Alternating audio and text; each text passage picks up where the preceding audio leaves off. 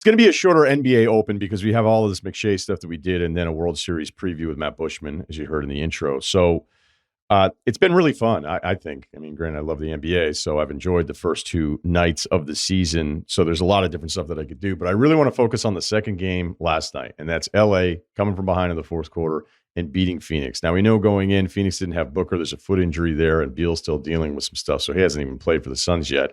And, the Lakers lost their opening night game at Denver. Not a shock there. But there's a bunch of things from this game. Like, I just want to spend a little time on this because we have all this other stuff. Now, Durant was better, like a lot better. And it was cool to see him that aggressive, knowing, hey, we don't really have any other choice. And basketball can be really weird in that way where you're playing with somebody, and you even saw it with Steph Curry and Chris Paul, like they're trying to figure each other out. I think there were some times even with the Celtics, like their win against the Knicks, where it's like, this is still new.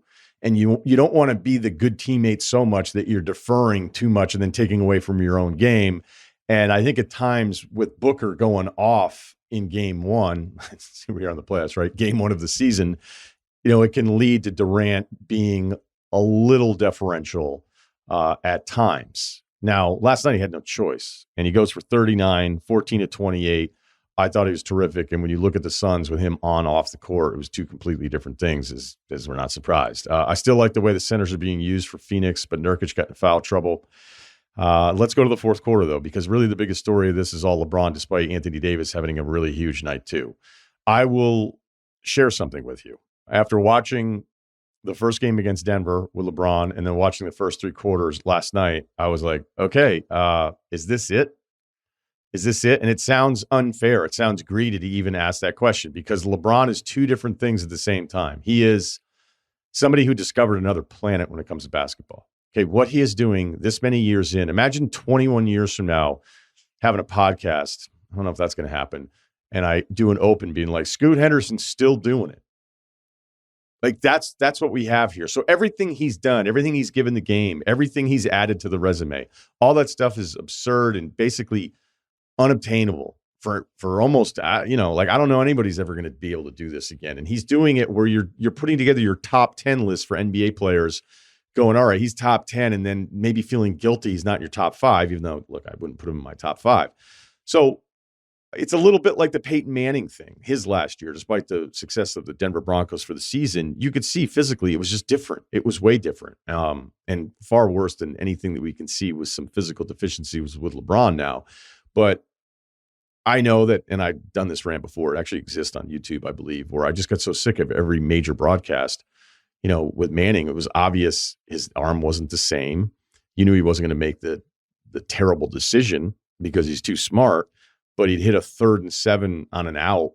He was throwing like pop-ups, but he'd complete the 3rd and 7 for 9 yards, move the sticks, and the announcer would be like, I heard his arm was struggling this year. And you're like, dude, it is. He's 12 for 18 for like 78 yards. Like it's just different now. Okay. So LeBron's not any of those things, but this is a diminished version of him physically. It just is. And when he dunks, I think the announcing crew falls for the bursts. I think they fall for the moments. Again, I get that it's hyperbole because you kind of want to celebrate this stuff. Like I even feel a little like, as I said, it has to be two different things. It has to be the appreciation of what we're actually seeing in the present day, but also combining that with like, hey, do I think he's going to be good enough this year for the Lakers to be taken seriously as a championship contender? And they've actually been picked by real people in the media to win the whole thing, which I would disagree with. So as I'm watching it play out with LeBron, I was like, okay, is this it? Because he's coasting, right?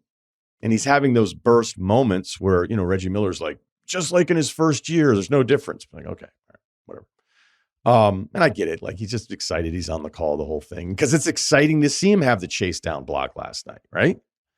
But I'm watching somebody, at least for 7 quarters, where I go, okay, he's not going to initiate anything and he'll get his drive because he's so big and he's still powerful and he's still fast enough and he's 6'8", and people act like a 38-year-old dunking's like 38-year-olds can actually dunk. All right. Especially when they're 6'8". But the full version of him in the game, watching him in the game, was someone who I felt like just wasn't initiating anything. And that's why I thought it was kind of funny about the sound when he was mic'd up in the Denver game, where he's telling Darvin Ham, like, hey, I can play point guard. And I'm like, well, then play it. But you don't want to do that. You don't want to bring the ball up. You don't have to be turning the corner on a screen. You don't want to be sitting there probe dribbling the whole time, because that stuff's exhausting. Because LeBron is the best I've ever seen at picking his spots in a game, pacing himself, and hitting the big buckets. And then you're like, dude, he had 30 and 12. Like, how did that happen? It's like, well, he figured out, second quarter, here was his burst. Third quarter, here he was. He gets subbed out in the fourth and then usually brought back in. But then last night they're down 12 and he played all 12 minutes of the fourth quarter. And guess what he did? Just as I almost sent a tweet being like, are you going to initiate any of this stuff? He decides to play point guard. He brings the ball up. He starts calling for high pick and rolls and driving to the hoop. And I was blown away again. I was like, he did it. But then that leads to the next part. It's like, is this what you're going to do all season long? You had a minutes restriction topic that lasted 2 days. And then it's like, nah, it's game 2 of the regular season. We're not doing that. He played, 35 last night? The intensity with which they played with to win that game was impressive / alarming. I was like, man, who am I? I'm sitting here upset that people don't care all the time and stuff. And I'm like, do they care too much? So I'm not actually saying, do they care too much? But this is what I am going to say, is that is not sustainable. He has been, and I don't want to question the sustainability of the single most sustainable player in the history of basketball. But I don't think that, hey, LeBron, take over into the fourth quarter, because I think there are going to be some nights this year where we see him physically look different than we've ever seen before. And it's been trending down a little bit, but the first 7 quarters, I was like, wow, is anybody going to talk about this? And I'm glad I didn't. This aged well. I held off, and I'm glad I held off. And he was awesome. But it is one game where I'm like, that was incredible.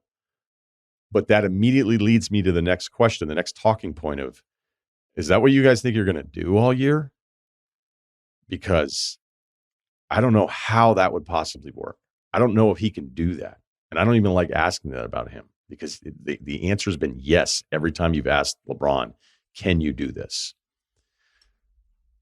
So yeah, I actually was more worried despite being impressed. Speaking of being impressed, I'll just give you a minute on it. What Lillard provides the Bucks as a real on-ball, off-ball shot creator, shot maker, how high he initiates his offense. I think the number was his from 3. It has to be from 3, because I would think the average of the rim attempts would drag it all down. But he had the longest shot distance percentage that was like number 1 in the NBA. And it screws you up so bad defensively, because you're like, wait, they're going to set the screen out there. So now what am I going to do? I got to go all the way up there, because I can't really play drop on this guy 3 feet in front of the 3-point line. Like, this is ridiculous.